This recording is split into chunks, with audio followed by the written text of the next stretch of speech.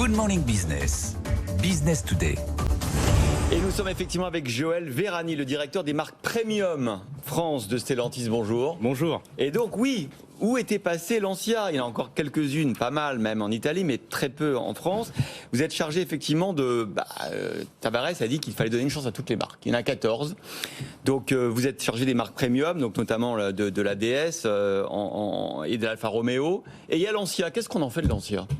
Alors bonjour, effectivement Lancia, c'est une belle histoire comme on les aime dans l'automobile, ce retour de Lancia.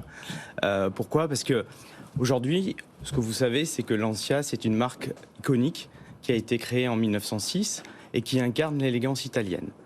Alors, moi, il n'y avait plus qu'une petite citadine, la Epsilon. Epsilon, qui est toujours en vente en Italie. Mais ce qui était important avec la création de Stellantis en 2021, c'était de se dire... On a 14 marques automobiles. Chaque marque doit apporter une valeur pour les clients, avoir un positionnement clair et répondre aux besoins de l'ensemble de nos clients. Donc pour Lancia, Luca Napolitano, qui est le PDG de la marque, a développé un plan sur 10 ans pour que la marque soit crédible, respectée et surtout désirable. Et ce plan, c'est le plan qu'on a présenté la semaine dernière aux journalistes, aux investisseurs et on voit les images de BFM sur RMC Découverte. Il faut y aller sur RMC Découverte. La première chose que vous avez présentée, c'est un concept car avec un nom extrêmement compliqué que vous allez nous donner. On se dit... Ça n'existe pas en fait comme voiture. C'est très futuriste, on dirait une soucoupe volante avec à l'intérieur un salon. Ouais. Mais c'est une voiture qui va exister? Alors justement, ce Comment plan stratégique, redites-nous le nom. C'est le Pura HPE. Pur, radical, HPE, haute performance électrique. Mais ce concept, c'est le manifeste de ce que va faire Lancia dans les 10 ans à venir. Le manifeste en termes de design, le manifeste en termes de technologie. C'est une brochure en fait. C'est plutôt une preuve de ce qu'on a écrit en termes de plan stratégique. Puisque le premier point, c'est dans l'automobile, qu'est-ce qu'on apporte? On apporte un plan produit. Donc ça, c'est le premier point. Le deuxième point, c'est ce concept car. Et donc ce concept car va donner des bouts de ce qu'on va apporter dans les futurs Lancia.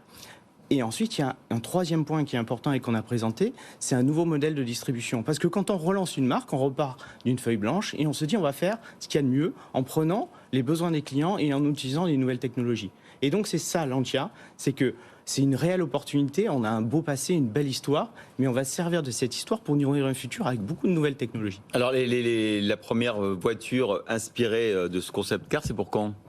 Alors, la première voiture en France, ce sera 2024 et ce sera l'Ypsilon, la nouvelle Ypsilon. Donc, c'est un nom qui est connu encore de certains. En tout cas, c'est la voiture qui a été le plus vendue en France. On a eu 30 000 Ypsilon vendus en France et sur ce segment, plus de 100 000 véhicules vendus en France. Donc, c'est vraiment la citadine chic qui a été créée par Lancia. Donc, c'est intéressant parce qu'il n'y a plus tellement en fait de modèles de citadine, catégorie B comme on dit. Un peu chic. Ouais, un peu chic, mais il y a la Mini, quoi. Enfin, et c'est ce créneau-là que vous voulez occuper. En fait, vous avez tout compris, c'est ça. La France est très orientée sur le segment qu'on appelle le segment B, les petites voitures. En revanche, sur le premium, donc les citadines chic, on a peu d'offres. Ouais. Et donc là, on arrive avec Ypsilon qui va proposer toutes ces nouvelles technologies, ce nouveau design. Et ça arrive en 2024 pour la France et on est très impatients. Alors vous venez de chez DS. DS, c'est l'élégance sophistiquée. Lancia, ça sera l'élégance pure. Bon, c'est pas... Alors, voilà. Chaque marque a son ADN et sa proposition de valeur.